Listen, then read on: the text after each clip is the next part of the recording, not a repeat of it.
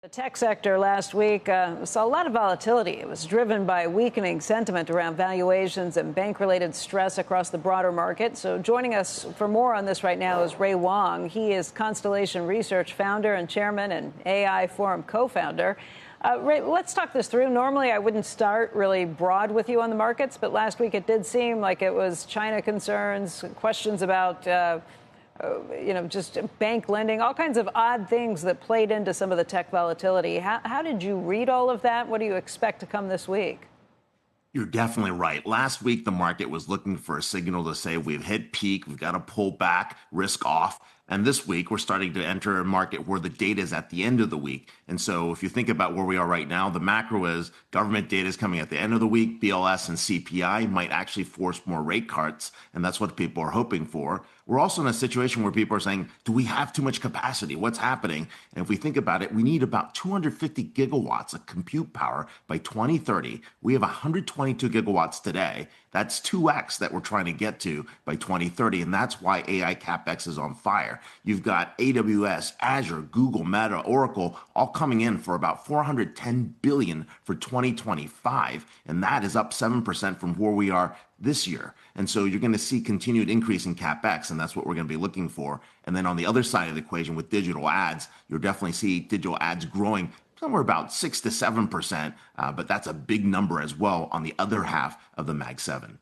So are you of the opinion as we head into this that capex is going to continue to grow or at least maintain the pace that we've seen to date?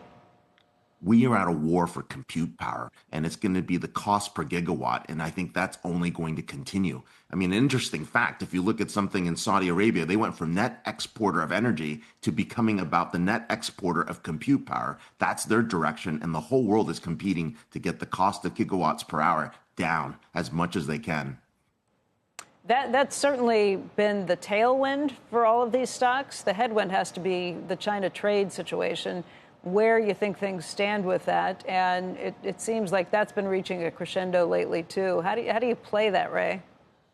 Well, I think it's already factored in. I mean, we've got a lot of stocks that are waiting for the China trade to actually come down, to actually be resolved. Take NVIDIA, for instance. But right now, what's actually powering NVIDIA are the 6 of the Mag 7. And so imagine if the China trade talks actually got some fruition, we'd actually have even better results. So I think it's already priced in. But could it get worse? The option is always out there. What are your favorites here at this point?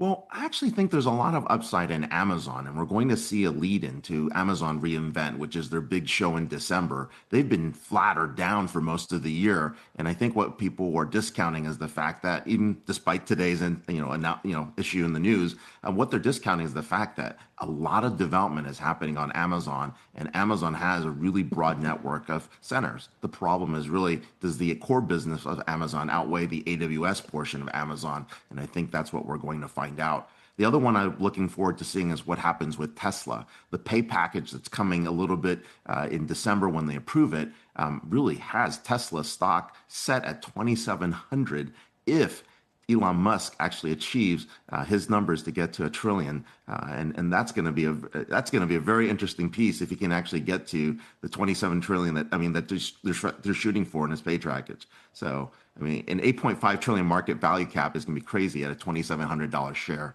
So, are there any of these stocks you don't own right now, Ray? Nope, still full in on Mag 7. But there are other interesting stocks that are on the periphery that are interesting. Really, what's happening on the energy side and the components around energy. If we're going to take at least $5 trillion of direct foreign investment that's going into data centers, precision manufacturing, distribution centers, and power plants, then you're going to want to bet on those related stocks. So stocks like Exelon, stocks that are in the energy space like Eklo and small modular reactors, they're going to be very interesting in terms of the next wave out.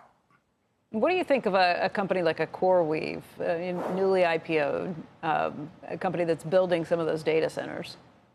Well, what CoreWeave doing is making it a lot easier for companies to actually jump into the chaos of what we're seeing across data centers, AI stacks, and infrastructure. I'm bullish on CoreWeave in terms of what they're going to be able to do to transform that market, because right now it's the Wild West, and we got to get to some level of standardization, and that's what CoreWeave is doing for customers.